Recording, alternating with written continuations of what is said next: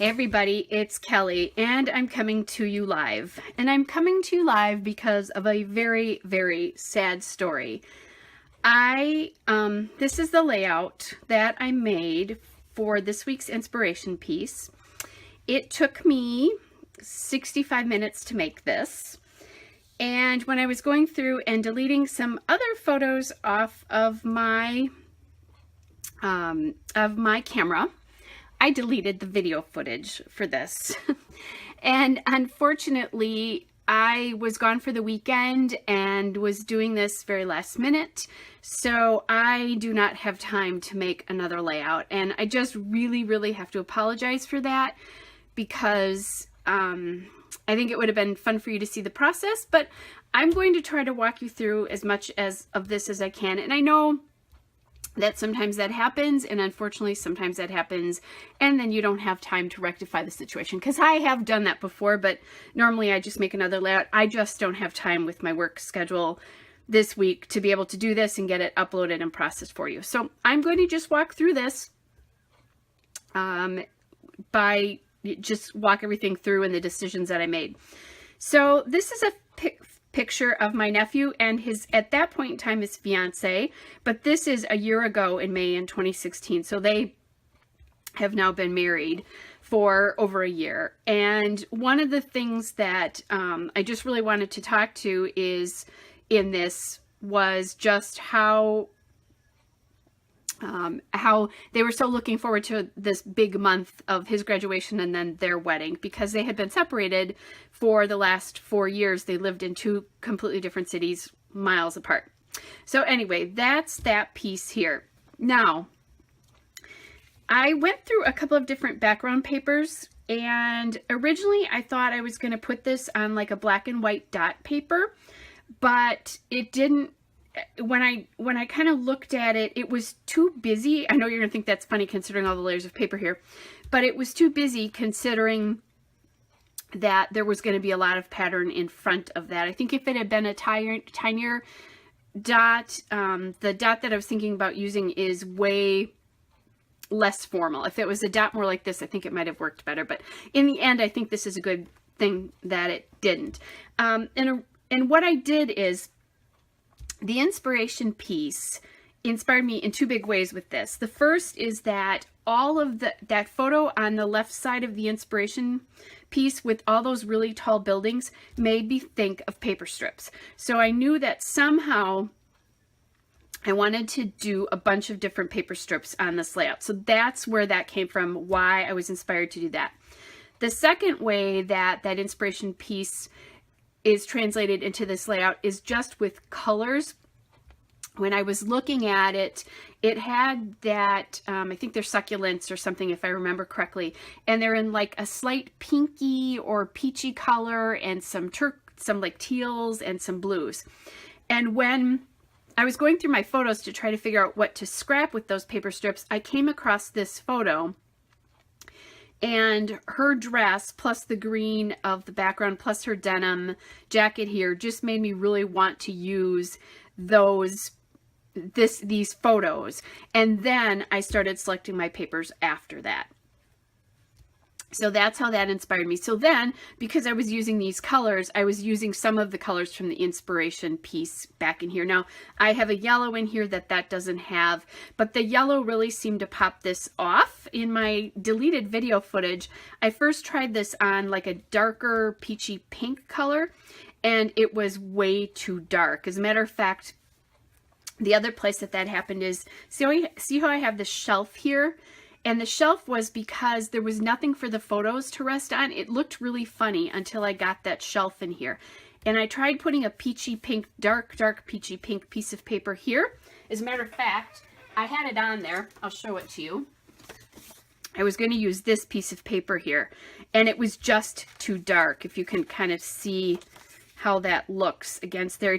It just didn't look right. So I tore it off and then ended up throwing it out, which I rarely do, but in this particular case, I did. So there's a couple of the ways the inspiration board really inspired me. I did use some metallics here because there's that metallic-y, I think it's really more of a rose gold love, but I do have some gold here. I pulled this camera sticker off and that had the gold in it. So then I started pulling these strips together. So let me talk a little bit about the background and then the paper strips. The background I obviously pulled from her jacket. I remembered when I saw that jacket that I had this piece of October Afternoon sarsaparilla paper. It's called Dash Dalton. And I hadn't used it. And I've had this for a number of years. And I just thought, oh, that would be great. So even though there's not a predominant blue theme in these papers, it really helps pull her jacket together. And there are some blues. They're a little more turquoisey, but there are blues right here in this yellow piece. So that kind of pulls that all together. These are very blue-green leaves as well, too. So that's that. So that's a sarsaparilla paper.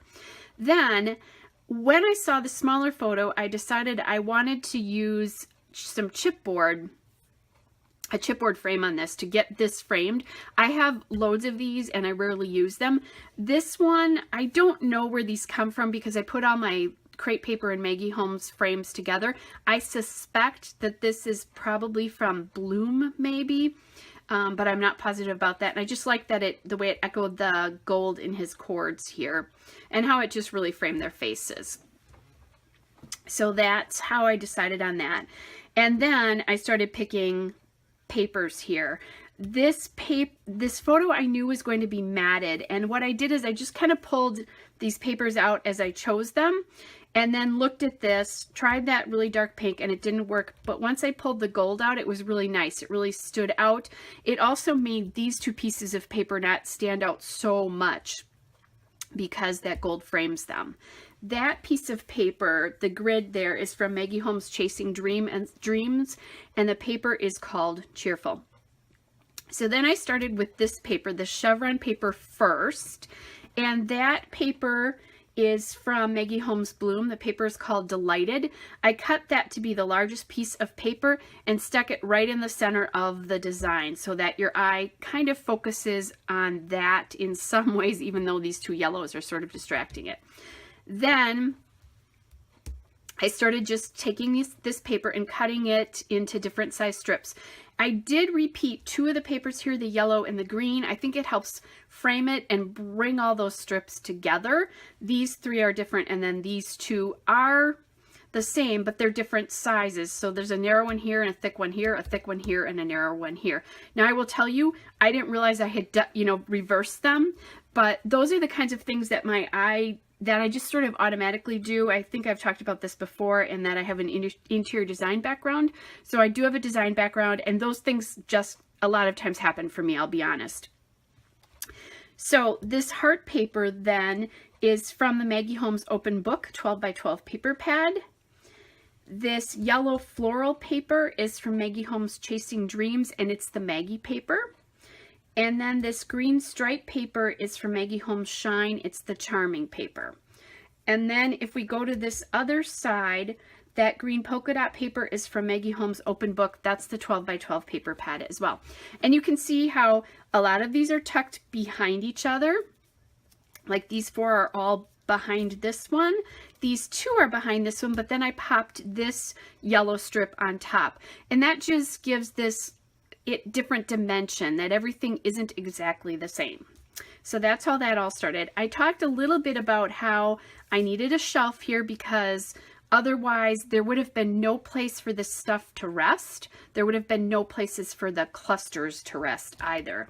And this paper here, this light peachy pink paper, is from Maggie Holmes Open Book, the 12 by 12 paper pad as well. So then the next thing I decided to do after I got all the strips down is I wanted to figure out what I was going to do or where I was going to put a title. I wasn't yet sure about journaling, but I thought I might be able to do it on this piece of paper if I needed to do that. And actually, before I do that, I should tell you about something else. All of these pieces of paper and all of the die cuts are inked with my Memento Dewdrop gray flannel ink. I went with that dark gray because this has black in it. I was going to originally use the brown and then realized there's black in here. So that unifies. Even these are from all different crepe paper Maggie Holmes lines, it pulls it all together and helps it be unified. You've heard that, I think, from a lot of the YouTubers and also just even designers from manufacturers, that when you ink things that are separate and don't necessarily automatically go together, they will go together because of this. And the other thing, now that I'm thinking about it, that I should talk about within the papers is I started with this paper, and how I'm getting these things to go together is this green appears in the stripe paper and it appears in this polka dot paper. So those have something in common. This pink here appears in the paper here and the blushy paper here. And then you go to the yellow. The yellow then, that yellow paper, there's a little tiny yellow stripe that you can barely see because how I arranged this, but it appears in the chevron. And then there's also the green and a pink in here as well too.